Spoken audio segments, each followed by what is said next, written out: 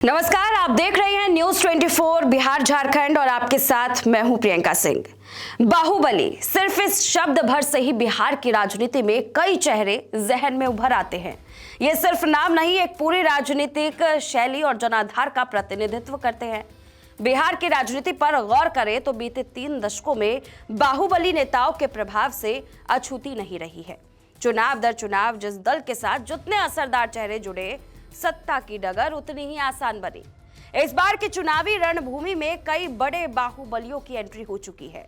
अब तक करीब 8 से 10 ऐसे नेता या उनके परिजन मैदान में उतर चुके हैं या तैयार है, जिनकी पहचान राजनीतिक प्रभाव और सामाजिक पकड़ के साथ साथ पहले के कई विवादों से भी जुड़ी रही हैं। ऐसे में सवाल ये है कि क्या प्रभाव और पकड़ फिर जीत दिलाएंगे या मतदाता नई दिशा तय करेगा? जानने के लिए इस वीडियो के अंत तक जरूर बने रहिएगा। बिहार चुनाव 2025 के रण में बाहुबली नेताओं की मौजूदगी एक बार फिर से चर्चा में है। कुछ को प्रमुख दलों ने टिकट दिया तो कुछ अपने पारिवारिक आधार के साथ जन समर्थन की उम्मीद में है। चलिए अब हम आपको बताते हैं कि किस पार्टी से कौन और कितने बाहुबली इस मैदान में हैं।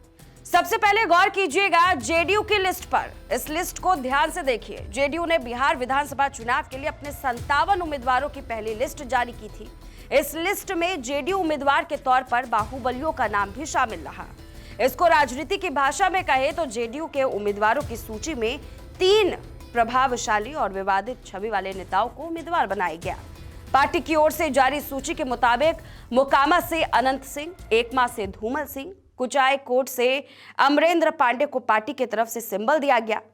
तो वहीं दूसरी तरफ आरजेडी ने भी अभी तक जारी लिस्ट में कुल 3 बाहुबलियों को टिकट दिया, जिसमें सबसे ज्यादा चर्चा रही दिवंगत बाहुबली नेता मोहम्मद शहाबुद्दीन के इकलौते बेटे ओसामा शहाब का।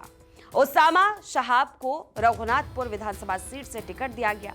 आपको बता दें कि इन बाहुबली नेताओं का इतिहास बिहार की राजनीति में गहराई से जुड़ा रहा है।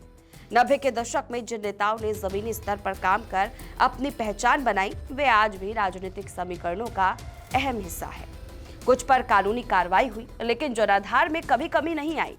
सटीक जातीय रणनीति, क्षेत्रीय नेटवर्क और सालों का राजनीतिक अनुभव इन्हें इस बार भी एक मजबूत उम्मीदवार के तौर पर स्थापित कर रहा है। लेकिन अब बिहार का मतदाता बदला है। बाहुबली छवि का प्रभाव अपनी जगह है, लेकिन अब सवाल पूछ रहे हैं कि क्या यही नेता क्षेत्र में शिक्षा, रोजगार और स्वास्थ्य जैसे मुद्दों को प्राथमिकता देंगे? युवा, प्रवासी और पहली बार वोट देने वाले मतदाता अब काम और नतीजे देखना चाहते हैं। जनता अब नाम नहीं, काम के आधार पर फैसला लेने की ओर बढ़ रही है, जिससे इस चुनाव की दिशा बदल सकती है। अनुभव, पकड़ और परंपरा के बीच अब पब्लिक उम्मीदों की नई जमीन तलाश रही है। फैसला भी जनता के पास है और वही तय करेगी कि बिहार की अगली राह क्या होगी। फिलहाल आप क्या सोचते हैं, कमेंट में हमें जरूर बताइएगा।